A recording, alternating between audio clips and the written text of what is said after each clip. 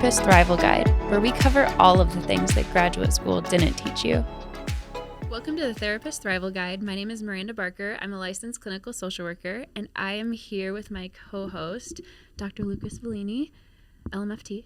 And YouTuber. Yeah, exactly. And we have some special guests today. We have Erin Opoku. Hello. And we have Terry Bly, Dr. Terry Bly. Hello. Today we are talking about Shrinking. This is a brand new show on Apple TV that we have been talking a lot about here at Ellie. And we wanted to bring you all here to talk a little bit about this. To react. This is the ultimate therapist's react to. Exactly. We did a similar episode on Stutz that was super fun. We had Terry on for that one as well. So we had to bring her back for this. And Terry also has a podcast that I want to plug really quickly. Actually, do you want to share a little bit about your podcast? Yep. So my podcast is called When Therapists Watch TV. So not unrelated to what we're doing today. We're going to be we talk about different TV shows. Right now we're focusing on Ted Lasso and what we can learn about those from those shows about different mental health topics and just kind of about people. So it's not just for therapists; it's for everybody.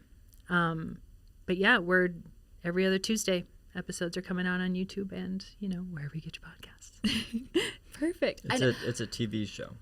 It has a TV show feel. It is a podcast. Yeah. You can find it on audio, but it has a TV show feel. Yes. And so it was a no-brainer to have Dr. Terry Bly back on this episode because I insisted. Well, but also I needed you in this. You were so helpful in the last one. Plus, yeah, I think it's good. And then I had to have Erin Opoku on because she is our resident grief expert. And so when... Oh, sure. Yeah, so when... I hadn't actually made that connection. I just thought you had a lot of strong opinions about the show. Well, right. I have strong opinions. But I love it from a grief. Pretty much everything. Yeah. Yeah. That's why I love you. I love it. So when this trailer first dropped, my dad sent this to me. Shout out to Dad. And he said, this seems like something that you would love. Oh. And he said, this seems like something that your podcast should cover. Because he had seen the Stutz one too. Your dad's a YouTuber. He is a YouTuber. We'll put the link in the description. I'm just kidding. And then I sent it to Terry and Erin, and I was like, you guys, this show seems so crazy and so good. And I think that Erin responded in all caps and was like, yes! Sign me We up. have to cover this. Yeah. Yes. So let's just jump in and talk about this show. As of the recording date, only 4 episodes have dropped. By the time this airs, there will be 5 episodes. But we want to talk about the first half of this season, and then we'll have y'all back at the end of the season to talk more about this, because I'm imagining there will be a lot more to cover, more developments, more ethical dilemmas, all the stuff. So let's just jump in. First, let's do like a quick overview of characters so we can remember everyone's names, because that's going to be helpful for me to, So we've got Jimmy is the main character. Yes. Lost his wife. Jason Segel. Segel. Yep. Harrison Ford plays Paul, like the seasoned therapist. Practice owner. Oh, yeah. It's a practice. Yes, yeah. Say more. Who else? Is our co-worker. The amazing third person in the practice, yeah. And then there's Sean, who is the one that comes to stay with Jimmy. We probably won't have anything to say about that. Yeah, he's a featured client. Featured client. Yes. Yeah. Jimmy's. What is the daughter's name? Are we remembering her? Oh, shoot. Hold on. I only have daughter. Is it Grace? Oh, it might be. That sounds right. Something like that. I haven't. Okay, you're gonna Google it. Perfect. Yeah. Liz is the neighbor, nosy neighbor. I identify her as the overbearing. Okay. Yes. Okay. Yeah. Yep. Alice is the daughter. There we Alice. go. Yeah. Great. And then Brian is the friend, the lawyer who's also the friend, who is always perky and I love him. Everything goes his way. Yeah. That you might remember from Ugly Betty, the actor. You are so good at connecting these actors. Before we started filming, you also said that Liz was from Scrubs. in Scrubs. Blew my mind. I did not remember that at all. But I realized that. Harrison Ford is an actor who no, he's a pilot. He's been in some things. You may have heard of him. I mean, this is where my knowledge of TV and film really comes in handy. Harrison Ford is a well-known. Was he? He was in some stuff. I want to say an adventure movie. Yeah, Was he it he was, something like- he was getting the Nazis. God, what That's was a different one one of that the I was movies. thinking of. Oh, you might know him. There was some space movie he was in. Star Trek. Star Trek. Spaceballs. That's what it was. Yes. All right. Spaceballs. Yes, Yeah. yes. Shrinking was, I hate it, and I love it. Yes, exactly. and You I can't look away. You can't and look I- away. But like, I hate what I love about it. Yeah. It's just Wait. tormenting. What do you love about it? I want to be a psychological vigilante. Called it. You know, it's like I've been searching for the right job title my whole life. You want to be Paul. No. No. Jimmy. Jimmy. Wants to be Jimmy. No. Oh. Yeah, Paul torments me. I'm so torn about Paul. Because, like, don't get me wrong, I will most certainly be a grumpy old man. Yes, you And would. Paul's a grumpy old man. But I'm not going to be grumpy for the same reasons Paul's grumpy. Paul's like he's like a broken record of all the things I hate therapists say about therapy. It's like, no wonder he's burnt to a crisp.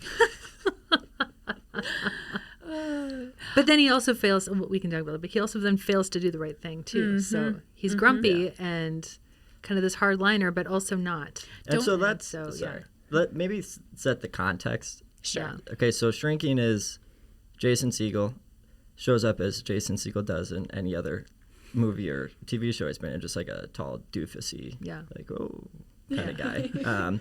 So he's a therapist, kind of supervised by Harrison Ford, who's another therapist. But his wife had died like a year ago. I think this is a year Yep. since his wife died. He has a daughter, and he essentially just kind of loses his mind and starts breaking all the rules of therapy.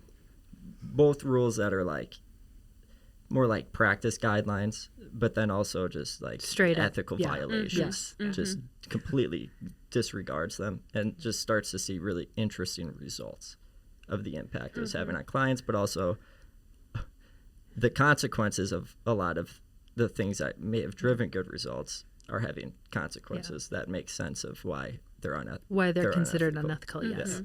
Well, and in the very first few episodes, you kind of see success and positive things happen when he breaks these rules. And so when I first started watching this show, I was like, I hope that there are some consequences at some point. Like, I hope that this doesn't just go Yeah. great for him. Yeah. And so we're starting to see that, I think, as we move through the season. So why don't we just start too? Thank you for adding context. That's helpful. What are some ethical dilemmas, some of the stuff that you're seeing? If you guys can think of any. Do you want to just go through your notes, Just- Aaron? I Just have, like page full of all the things. Yeah. As a therapist, my stomach was turning as I was watching episode 1 and 2, a little less in 3 and 4. But knowing that all of the rules that he was breaking as a LMFT, we are held to a standard that all of us therapists are. But I think with my background and knowledge within, it made my gut just turn seeing him make these mistakes. I think I was audibly Right? whimpering throughout Yeah. most of the Yeah. first two. And I Well, was they like, weren't mistakes because he was doing them intentionally. He was doing them He intentionally. knew what he was doing. Do you think that when clients or people who are not therapists watch this show, do you think that they can see, like, the alarm bells are going off as loudly in their minds as ours? wait, say that again. Like as clients, Like would if they see that? Yeah, like, do you think I don't think so. do you think that they're watching this and being like, why? Like, sure, it seems weird that he moved the client into his pool house, but like, what's the issue with that? Right. It's like my therapist had a pool house. They knew I needed a place to stay. Why didn't they offer for me to come move in? Which is, maybe I'll just make one point. One of the things I hate about this is like therapists don't have a pool house.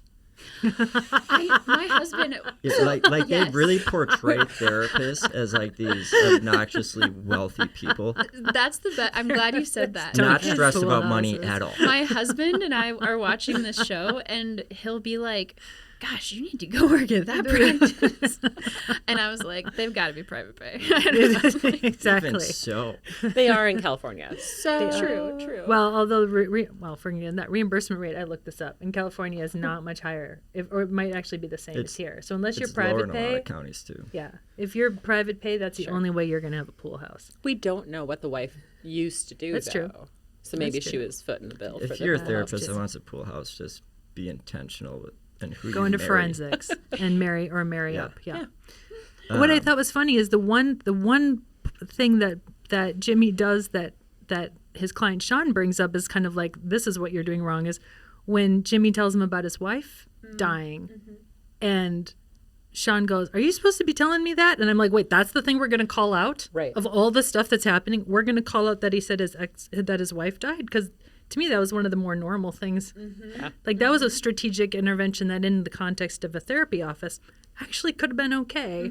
And so I thought it was funny that that's the one thing that gets kind of verbally called out in those first few episodes, is him telling Sean that his wife, not that he invites him to live at his house, not that Yeah, it's he's they drove to therapy together yeah, they drove to therapy together. Yes. because they live together. Yeah. So why not carpool? Right.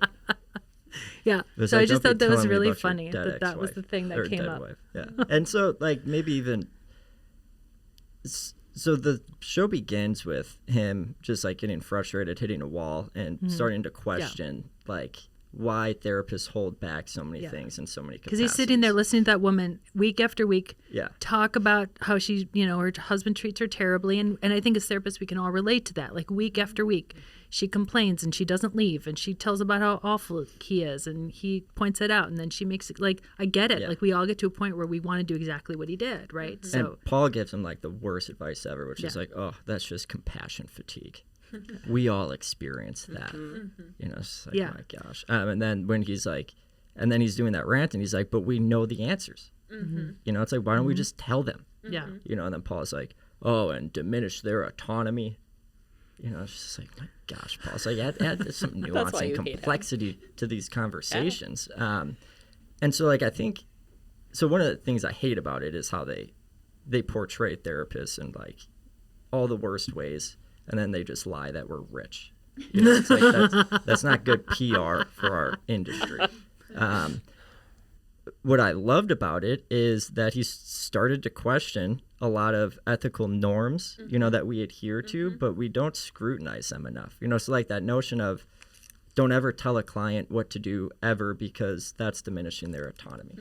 It's like some people hear that, and so the interpretation is being as black and white as possible as they can be with that, and like never doing anything directive with clients whatsoever. And it's like, that's not going to be effective therapy. Let's dive into that a little bit more. Just the idea of giving advice, telling people what to do, because we've all been in that situation. Like, I can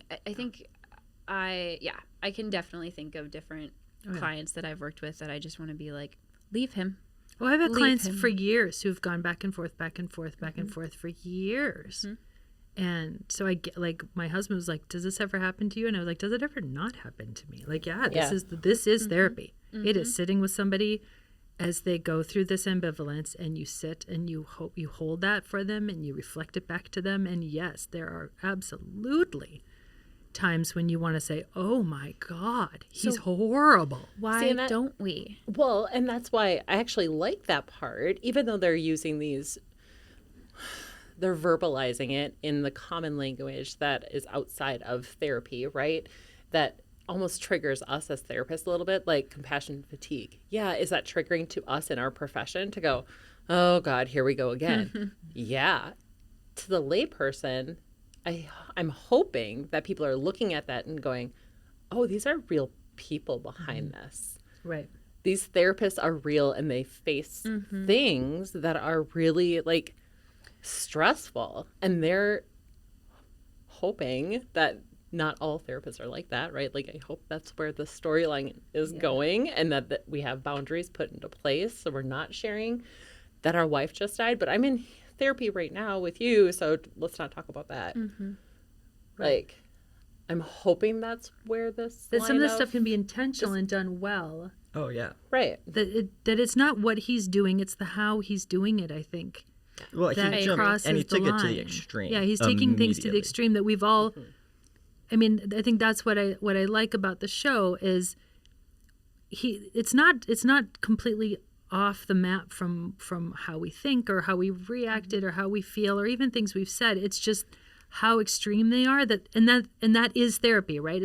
It's knowing that nuance. It's knowing how to give that feedback. Maybe you don't say stand up and go, "Oh my God, just leave him." Like, what the hell is wrong with you? It's saying, so it sounds like he's pretty verbally abusive. It's giving them that feedback of, it's not saying, well, you tell me what you think he's like. You can, as a therapist, say, wait, that sounds like verbal abuse. How does that feel when he says it? Like, you can, Call it out. You can call it out. You can give them that alternative perspective and help them kind of get outside of their bubble.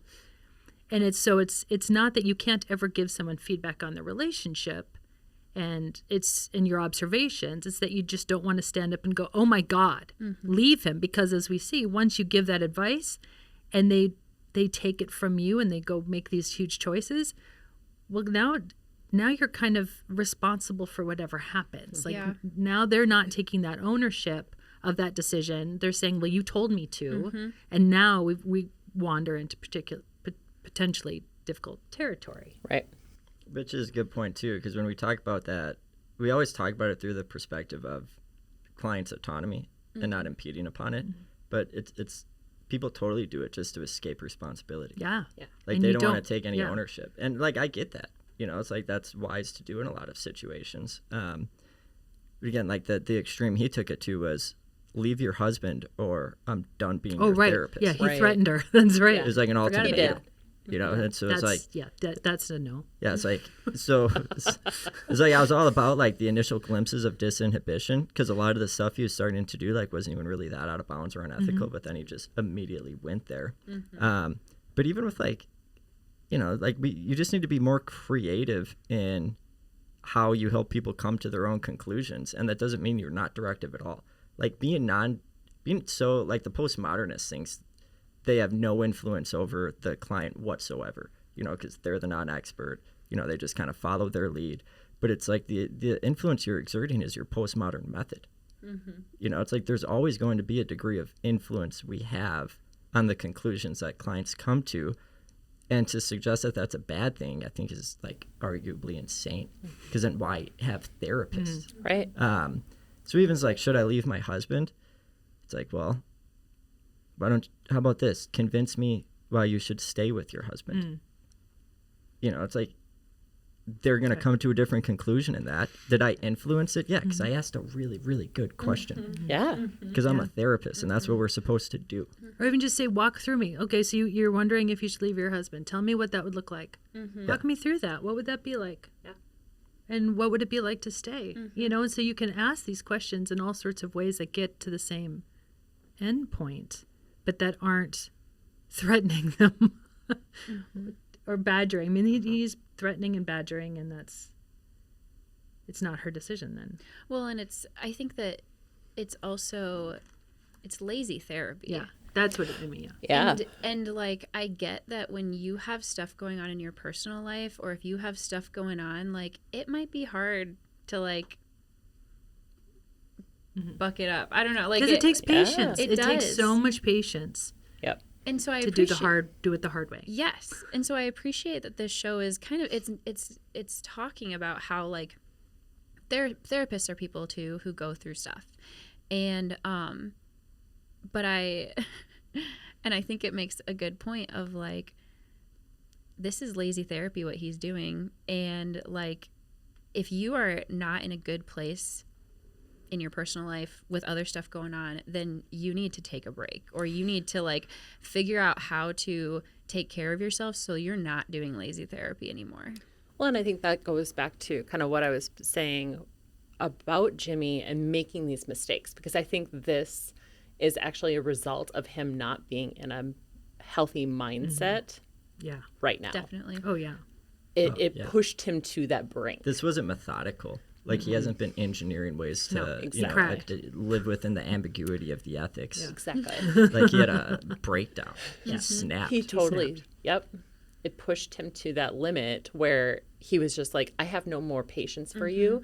Get that, like, make your decision here. And you see that in the other, like, clients that he's seeing as well. Like, and that's where I'm like, this break that he had, I'm hoping, again, in episode 5, 6, 7, 8, that we'll see that continue to evolve a little bit, to know that he hit rock bottom. He hit rock bottom in his profession because of his personal life situation. Well, I mean, he still has his license some way, somehow. So far. So probably hasn't hit rock bottom professionally Yeah. yet. Yeah. But yeah, I mean, there could be a RICO case to take out his entire practice. Oh, Yeah. that's the part now that becoming that has me complicit. yelling at Like, the this guy's TV. license is Yeah. long gone. Yeah. Yeah. Okay, Erin, out of curiosity, so when we kind of look at this with a grieving lens too, it's been a year. Like, I think that there's an aspect that's like, when I'm watching this, I go, and I know this is wrong, but I go, friend, it's been a year, and not that you're still struggling with this, but it's been a year, and you're just now hitting rock bottom, or has it been this whole thing? Like, has the whole year just been like mistake after mistake after mistake, and we're just like joining at this moment? I don't know. I think that's one question I had, where it's like, if this is where you're at a year after this, like, what's the year been like for you? Well, he was being a shit dad, Yeah, he was Yeah. just checked out. He was Yeah. just checked out. which is one of the things I was disappointed by and hated, is like, oh, great, another doofus, crappy dad. Yeah. But like, tell me your thoughts on like where he's at in the So- grieving process. I mean, to know someone that is in that mindset of losing a pretty strong attachment, which from all of the information that we have so far, it appears that way, right? Like, it looks like his wife was pretty engaged into Perfect. their marriage, mothering, probably financially, because she Because of the bought pool the pool house. house. And so to lose something like that in such a abrupt manner, for him to hit rock bottom a year later actually isn't a surprise to me.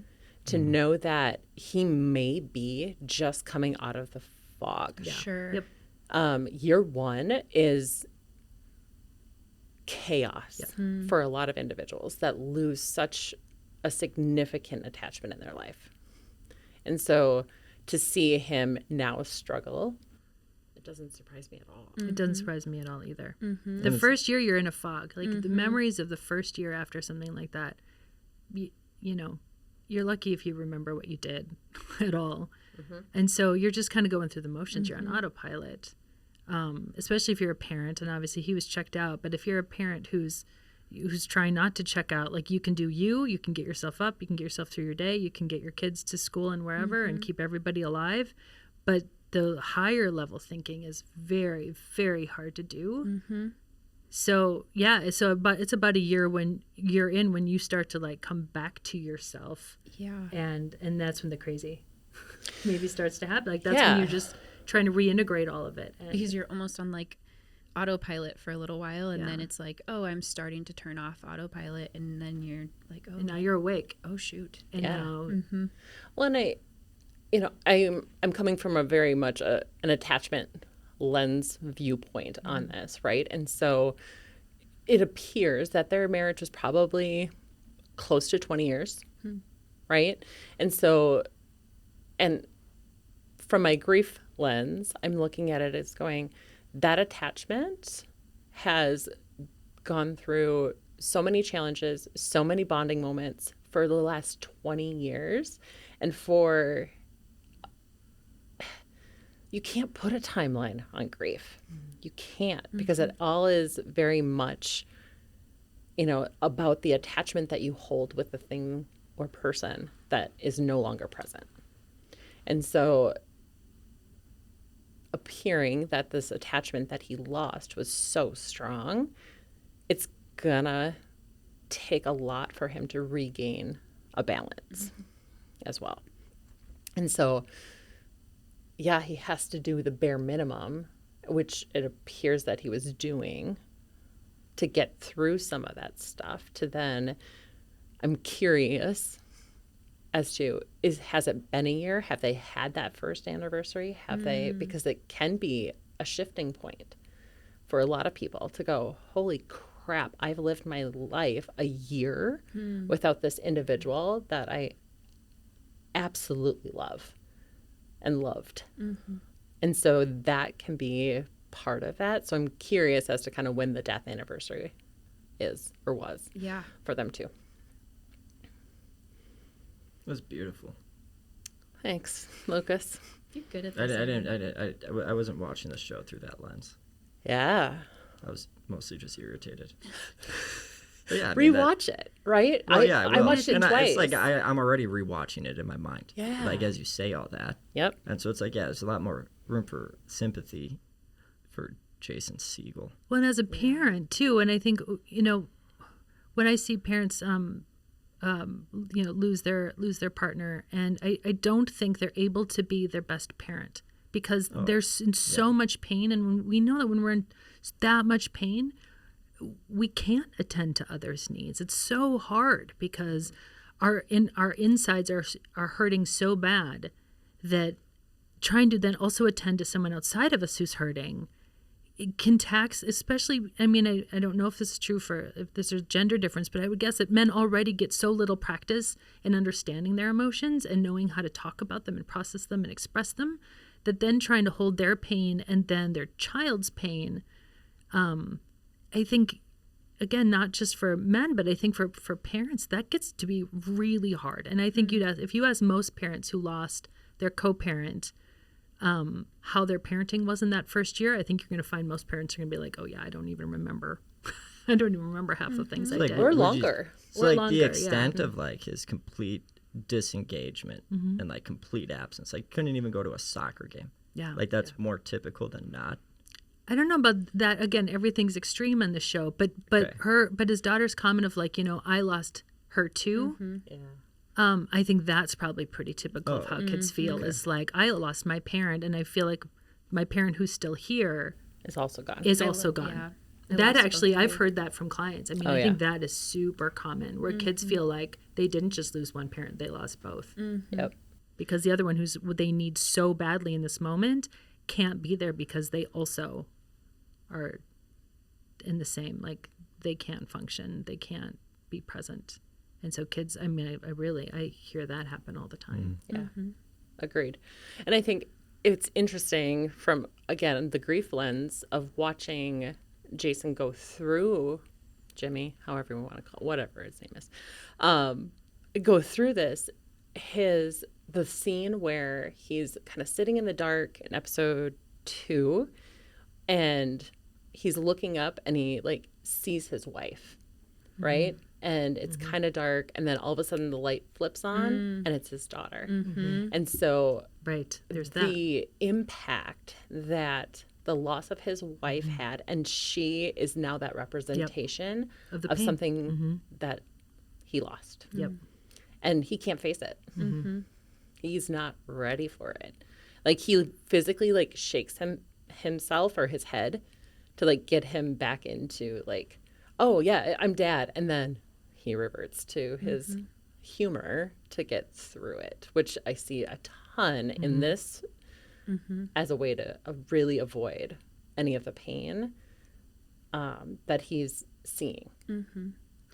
We had a previous episode where Kyle Ross joined and talked about navigating tragedies as a therapist. And I'm curious to hear both of your thoughts. If you are a therapist that's grieving and going through such a huge loss, and you're also trying, I mean, maybe you're trying to parent, maybe you're not, but like, how on earth do you still show up for clients during this time? How much time do you take? Well, personally, I took a year off. Yeah. When it happened to me, like I knew that there was no showing up, and even when I came back to doing it, it was like nobody was going to give me Therapist of the Year award. When I came back, but that first year, I thought my kids will still tell me things. Hey, Mom, remember when when it flooded in the parking lot and you let us go out and swim in it? And I'm like, that didn't happen. They'll be like, oh, totally happened. I'll be like, okay, what else did I do? Remember you put us on that city bus and we were like They sent us to summer school, and we had to like, I did that. Jesus, what was I thinking? Like, there's all sorts of stuff, and I wasn't working. And so I think if you go through a tragedy that huge, I think you really have to ask yourself if you can. Yeah. I mean, I know that financially so side note, make sure you and your spouse have life insurance. Yes. Because, I mean, for real, because if The I'd younger you had get it, the cheaper it is. and if I had to go back to work, I don't know. I honestly don't know what would have happened. Yeah. I probably would have ended up losing my license too. Like because I couldn't. There's no way. And so I think it's really important to know that we can't, as therapists, this job in particular, it's one thing to be an accountant and go back to your desk job and like use it as kind of an escape and a way to just like do something and familiar and kind of go on autopilot. But when your job is to then sit and hold other people's pain and listen to them talk about grief and loss and death, it's asking too much of ourselves to think we can like put our own stuff aside when it's still raw and fresh. I mean, I just think that, I don't know what you think about this, Erin, but I think that's asking a lot of us. Yeah. I think it obviously it differs for each individual, but I think it also has to do with how the therapist, whoever lost that other individual, is doing mentally, making sure that they have their resources, their family, their therapist, all of that, to really call them out to go, are you okay? Like, you do a really tough job. Are you in a balanced mindset to be actually engaging into this? Because I think part of it is also we need that break in our brain sometimes. We can't just fully engage into grief all day, every day. It's not going to make it go faster. And so it's about recognizing, where am I at? What am I capable of?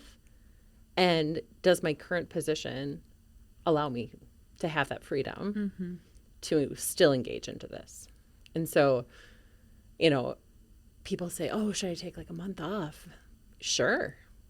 It's a good place to start. Yeah. Awesome. I did some temp office work before I actually came back because I just wanted to test just how would it work just going to work every day. Neurons still fire? Yeah, exactly. Am I still a functional adult? And so I'll start with temp work, like office stuff, knowing that there's no emotion in that. And then if I can do that, then, see how it goes. I just think, you do. You have to know yourself.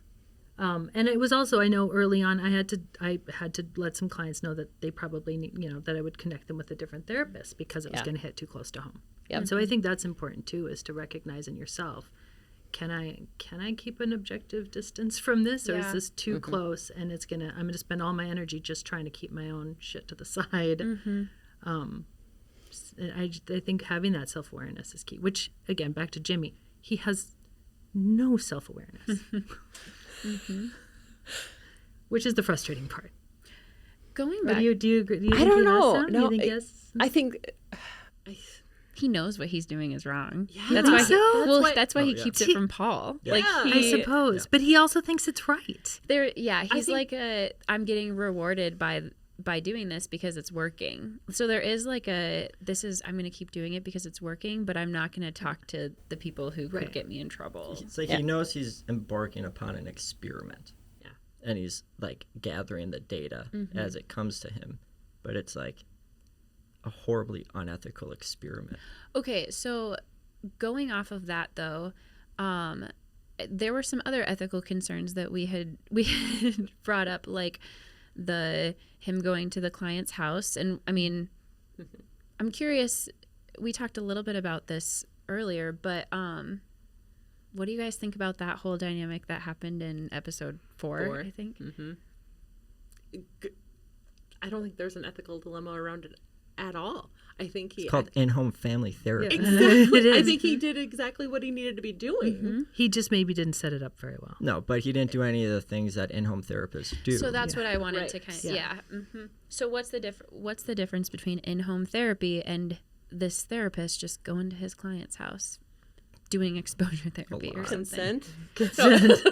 Well, but it seemed like she was okay she knew with he was it. coming over. Yeah.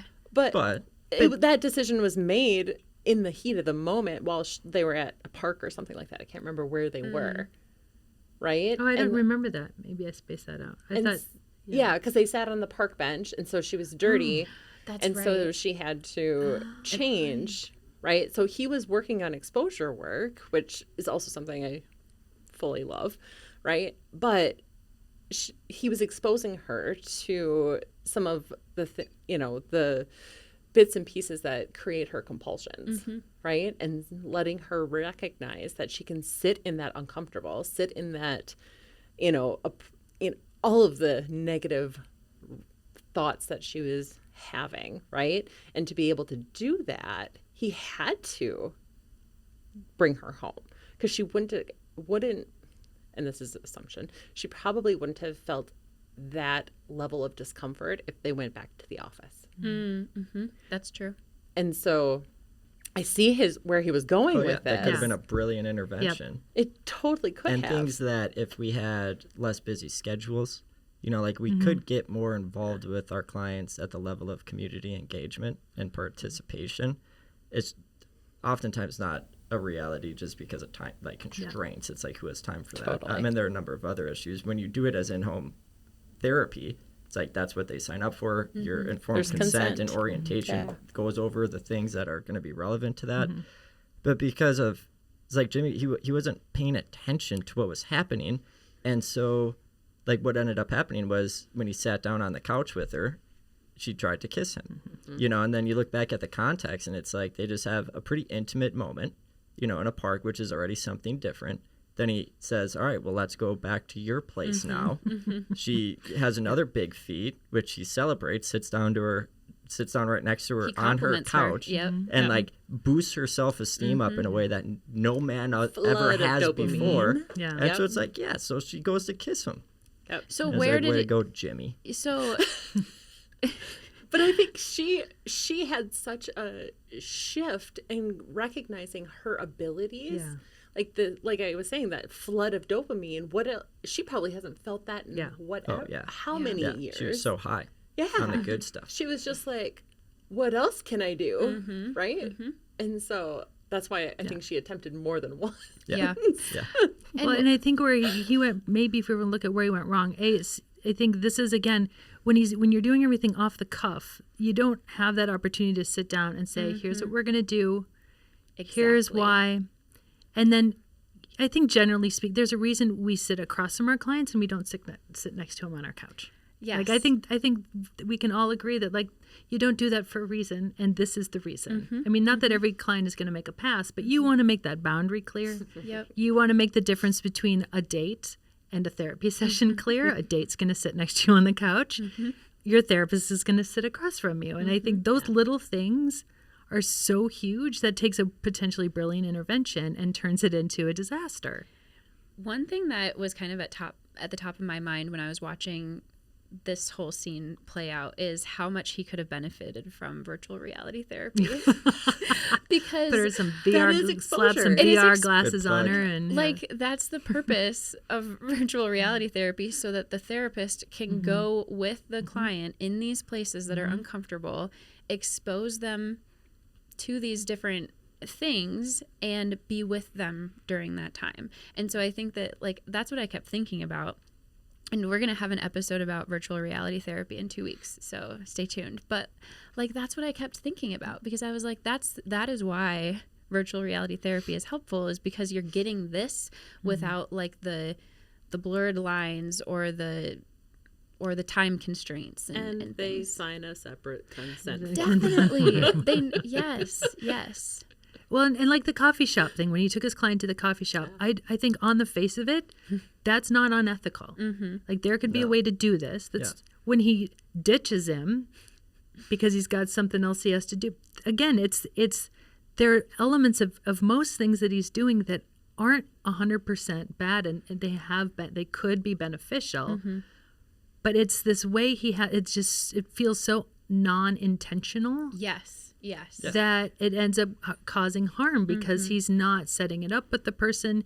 He's not making sure that he's doing it in a way that feels that's therapeutic for the client, and he's letting his own needs get in the way every single time. Right. It's his own stuff that just keeps, Yeah, because inserting itself. now his agenda is how much can I learn from this? How much more can I push Even it? even How this much more whole can I do? even this whole mission he's on Yeah, and is he's about just him. getting lost in that. You know, but like taking his client who was a combat vet, you know, who was arrested for assault. The one You know, it's like hurts the most. and he takes him to a UFC gym to go spar. Like, that's Right. brilliant. I thought that was great. You know, but then he's like, all right, you can move into my pool house. Well, okay, so no, going back to that, like that was uncomfortable for me to like watch though too, where it's like he takes him to the gym to fight, and I was like, that seems a little bit weird. But like, are there concerns within that? Like, what were your reactions to him taking him to the gym and encourage that fighting? Actually, that didn't bother me Me as either. much as Everything that happened. everything else happened. That one Yeah. didn't bother me as much either. And I think it more or less coming from my background, knowing that I was, you know, doing in-home for so many years and doing with my clients really actually accelerated them into believing in themselves to know that they could do it. And so knowing what I mean, I hate fighting. I'm not a physical, like, don't make me watch boxing. And at the same time, there's a lot of self-control that can be built when you're engaging into that practice of, you know, boxing or karate or all of those things. We're And learning to so- channel. I mean, he's Yeah. teaching him like you can channel this stuff Yeah. that you've got. Yep. There's an appropriate, Totally. and that's a lot of what we do in therapy is let's figure out the right channel for this. How can you get out these emotions? How can you express this part of yourself in a healthy way so that you don't keep ending up in jail? Yeah, and it's like taking seriously the reality of what his problem was, which he's explosively violent. And when that comes out, he has not demonstrated an ability to have any restraint. Like he can't pull back. Like he devastated this person. You know, Yeah. that brought him, found him in jail. And so it's like they show up for a therapy session that's court ordered. They have a lot of rage in them. That's alive right now. It's like you can't expect them to just stop it. It's like, all right, don't just stop doing that behavior as we figure it out, like how you can stop doing that behavior. And so he found an appropriate avenue for him to still exercise that energy out there safely, you know, which theoretically would suggest that he'd be less reactive, you know, on kind of a day-to-day basis, but not necessarily to say that that's his end game is to just beat people up in UFC gyms all day. It's like part of it could have been part of a process. For Jimmy, it was just like, this was my idea right now. Yeah. Nothing else And I'm going to matters. Let's do experiment it. on Yeah. my clients to see how this Yeah. works. Yeah. Which I guess, I mean, overall, that's the issue, right? He's just experimenting off the cuff to make his job more interesting for him. Yeah. And then he got beat up by the woman's husband who he told to leave him. Right. Which we haven't revisited her in a little while. I know that he ran into her on like the trail, Yeah. but like we haven't seen them, and so I am a little bit curious to see it, like what ends up happening, or if they end up coming back, or If No, she they'll comes they'll back for probably therapy, date. I don't know if she'll come back. well, because he kind of said, I'll Well, but she fire went you." back to the guy, right? So- So she's not going to go back to her therapist because she chose to go back to the guy, and she Yeah, knows that's a he's good going to point. judge her. She Yep. knows Jimmy's going to judge her. She already knows how he feels about it. So why would she go back to him? So that I think is one of the big reasons too. We don't just tell people what to do is Yep. because That is the Yep. reason we don't tell people what to do. Now we're another person in their life that they have to worry about disappointing. Yeah. exactly. Yep. Yeah. And that they don't have that sense of ownership over that decision. If they made the decision of their own and then it goes poorly, they're still going to feel okay about coming back to therapy because they're going to say, so I tried this one and this is how it went. And if you've had that non-judgmental stance with them, again, doesn't mean non-judgmental doesn't mean no opinions or thoughts or reactions. It means I'm not going to judge you Yeah. for what choice you make. I'm telling you what I'm hearing. You're telling me about these things he's saying to you. Sure sounds like verbal abuse. Tell me what keeps you with him? What are the things how do you benefit from this relationship? And helping them understand the both and of it, and letting you can reflect back that is verbal abuse. Like him telling you you're worthless, that's verbal abuse. So tell me about that. Like, I think when you take it from that stance, then the decisions they make feel like you're reflecting back to them. You're just another voice. You're not a judgment. You're not saying, what is wrong with you for staying? Right. Yeah. And that is all the difference in the world. I think you nailed it. Yeah. But because now she isn't. She had to lie to him. After she left, she had to lie to him. Oh, it's great. No, I really love it out here. And I'm so glad. Like, she had to lie because she couldn't tell him the truth because she knew he'd get mad at her. And that's what they deal with their friends already.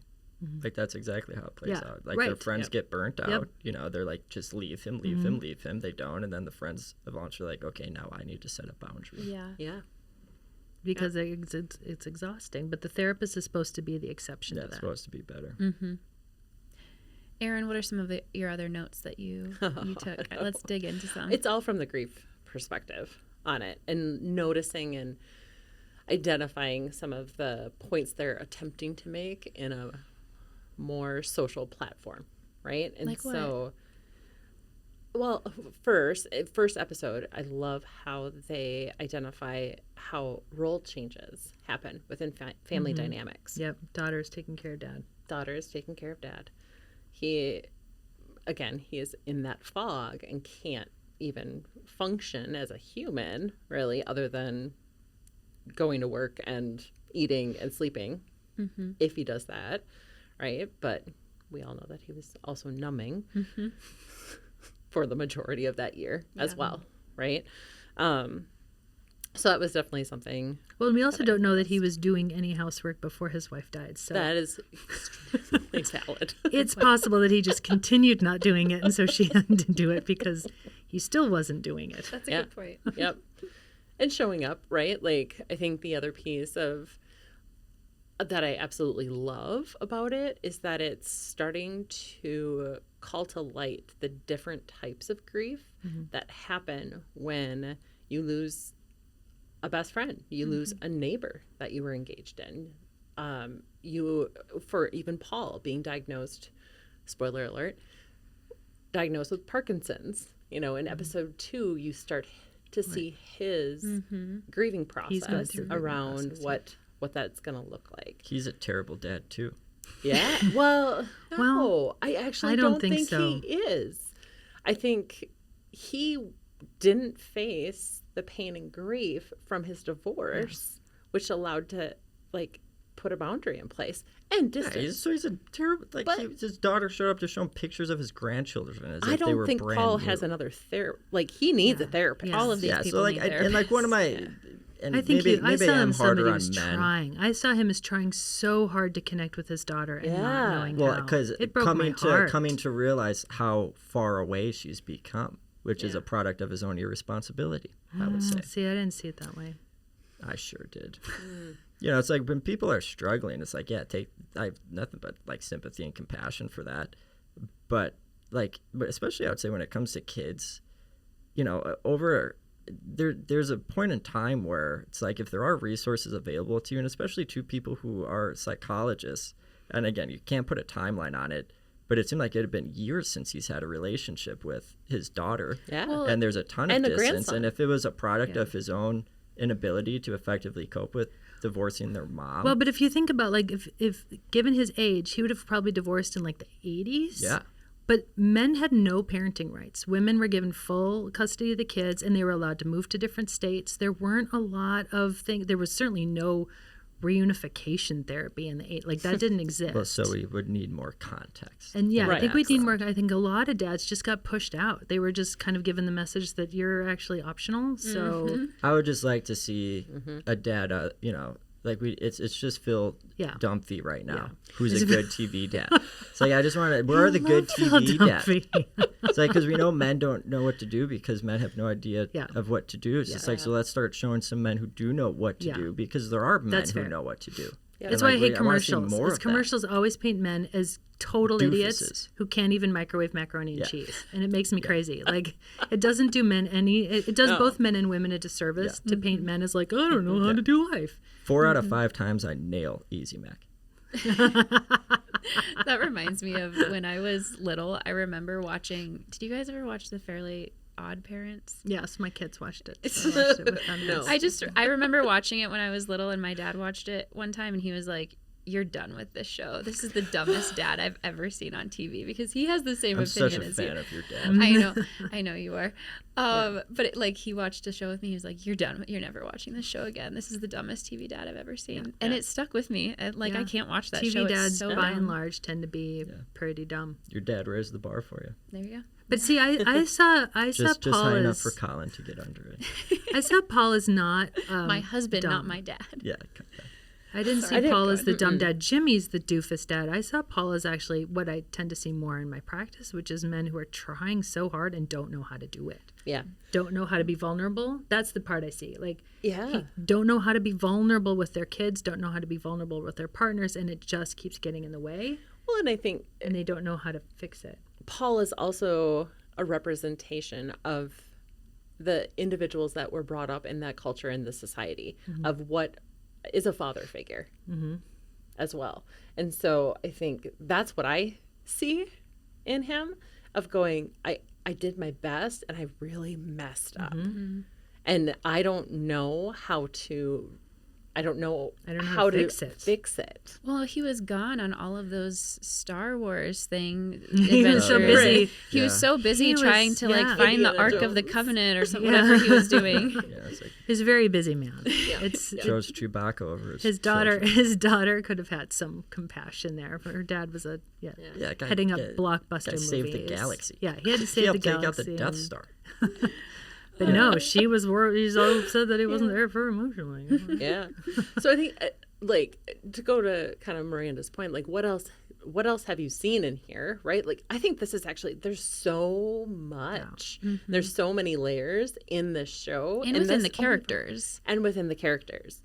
And so we're building that, which I absolutely love, right? And, like, seeing how everyone is slightly impacted by the death of this one person. Yeah, it That's a throws good point. everyone into a tailspin. Yeah. And like, I love Gabby, the other coworker therapist. The because one she that was lies best about the friends. basketball. Yes. And the godmother of the daughter. Liz. Oh no, Gabby's a godmother, right? Gabby is the godmother. Yep. And so, like, how she had her life continued to move forward, but she's grieving her best friend.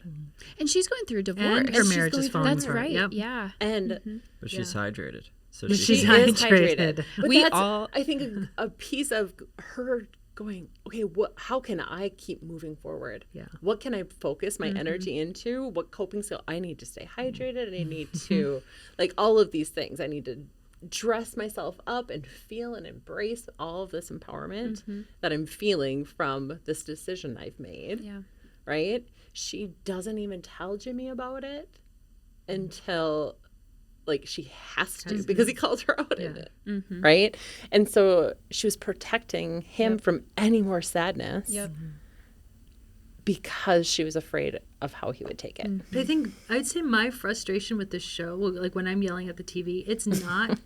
It's actually not as much with Jimmy. I get more frustrated with Gabby and Paul for not holding him accountable. That's where the therapist in me, it's like you have to, like, you can care about this man, and because I think as colleagues, like, we have a responsibility, and it's in our ethical. I mean, it's in mine. I don't know your guys' ethics goes, but like, we have to say something, and then if they don't change, we have to report it. And Yeah. so for Paul and Gabby to be seeing what Jimmy is doing and just being like, hey bud, maybe that's a bad idea. Here's a Like, potato. Yeah, here's a It's like, potato. well, I'm mad at you. That's why your client shouldn't live with you. Yeah. Right. Yeah. That's what makes me crazy. Because I feel like the show has a responsibility, and this is where I'm mad at the show. I feel like they have a responsibility to let the public know that actually we have to report that shit. Oh, that, right. that is and not. like when it's someone you're close to, Yeah. it's just like if you were doing this, I'd be like, Terry, yeah. like, don't make me do this to Yes, you. exactly. Because I will. You are going to And lose your and license. It will be painful. Yes. Yeah, you under no uncertain terms will this lead to you not ever practicing again. Yeah. So you need, like, take a pause. I'm actually just going to suspend you right now so you can get your therapy. Like, that's what a caring and loving response would be. Hand me your Would be DSM. like, yeah, you're in a car wreck right now. When Paul is tiptoeing. That's how I'm going to identify this. And he even says the words dual relationship in episode 4. Yep. I was like, yes, I noticed that too. This is where This we're is a going. dual Thank you, relationship. thank you, thank you. And I was like, and then it just kind of pittered out. Yeah. And I was like, Yeah. okay, we're not going to hold This anyone accountable. is the extreme version of dual relationship. Let's just be mad at Liz for telling Paul. You don't need to stop hating on Liz. Is great. Liz is cool. Liz held that family together. Liz is cool. Oh, I have so much to say about Liz. Yeah. Wait a second. Yeah. Finish your thought on dual relationships Yeah. because we're running out of time. Oh, okay. So dual relationships. I'm glad that they brought it up, right? Like I have to understand that this is a TV show and they can't cover everything in the 30-minute episodes that they have, right? So I wish they were an there's hour. so much in there for 30 minutes of your time. So I'm glad that they brought it up. I'm hoping that they are going to continue, right? Because I hope that Paul will hold him accountable. I There think need to be he's consequences to this. I think he's working on being compassionate right now and understanding what Jimmy went through. Not my leadership style. I'm going to call it out in the moment. And I think we're moving in that direction. So I'm hopeful. Do you want me to dive into Liz and why?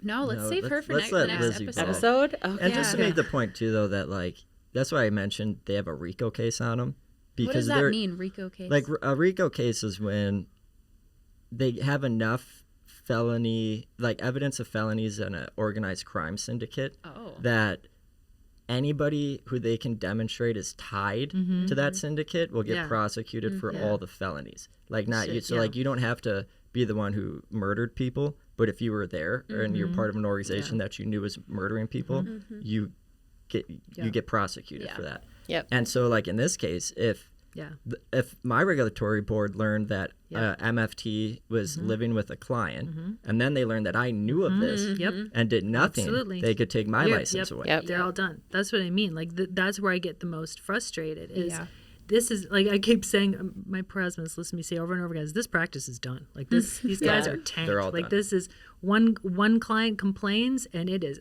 over. Game over. Paul for will all be three of them. relieved. Gabby will be devastated. Yeah.